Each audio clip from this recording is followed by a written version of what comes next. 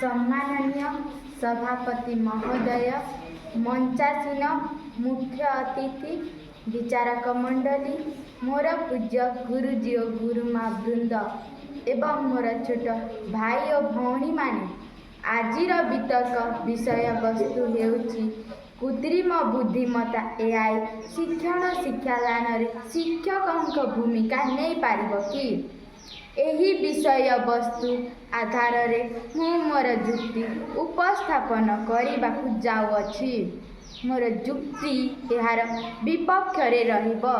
यह सत्य जे आज एआई सारा विश्व रे प्रतिटी क्षेत्र रे निजर काया विस्तारित करी चली।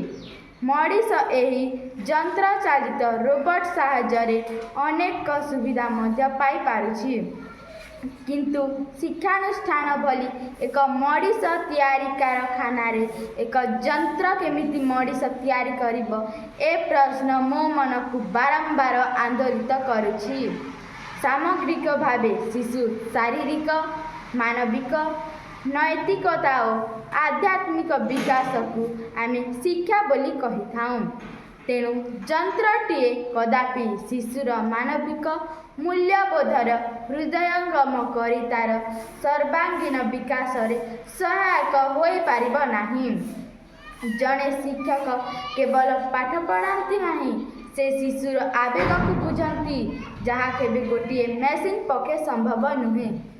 शिक्षक पिला मानकु सत्य कहवा, गुरुजन को सम्मान देवा, अन्य को साहाय्य करवा, दया क्षमा एवं अनेक नैतिक शिक्षा देखाती, जहाँ फल शिशुटीए बड़ होई जड़े आदर्श नागरिक परिणत होई पारिब। एमिति मानवीय स्पर्श अनैतिक शिक्षा गोटे एआई केबे दे पारिब नाही। मानवीय गुणर एआई देहरे केउठु रहिब कुह? मनीष भाईटा यंत्र सबु खंजी गढ़ी पराता देह। एआई पूर्वर थिबा तथ्य को प्रदान करि पारे। चिंता करिबा, विचार विमर्श तथा विश्लेषण करिबार गुण एआई पाखरे न थाए, यह केवल मनीष पाखरे थाए। शिक्षक छात्र छात्री को भल पाती, स्नेह करती, श्रद्धा करती, शासन करती, भूल कले उचित मार्ग दिखाती। आमे कौन यंत्र चालित मेसीन पाखरु यह कौन आशा करि पारिबा? गुरु शिष्य पवित्र संपर्क भारत वर्ष रे खूब पुराणा और न्यारा।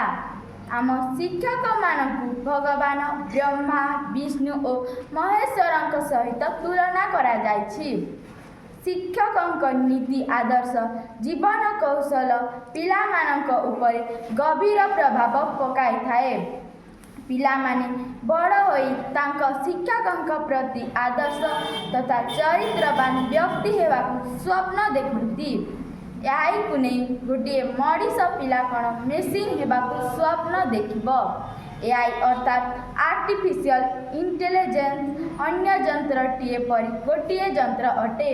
तेणु यह यंत्रवत कार्य करिबा पाई उपयुक्त विचार विमर्श स्पर्श आवेग को एसबु एआई पाखरे न थाए। तेणु एआई शिक्षानुष्ठान रे शिक्षकों स्थान नेबा असंभव एवं हास्यास्पद अटे। एथिरे समाज तथा शिशुर भविष्यत अंधकारमय बुद्धिमत्ता शिक्षण शिक्षादान रे शिक्षकों भूमिका कदापि नहीं पारिब नाही। एतिक कही मु मोर वक्तव्य को समाप्त करे छी। जय हिंद, जय भारत।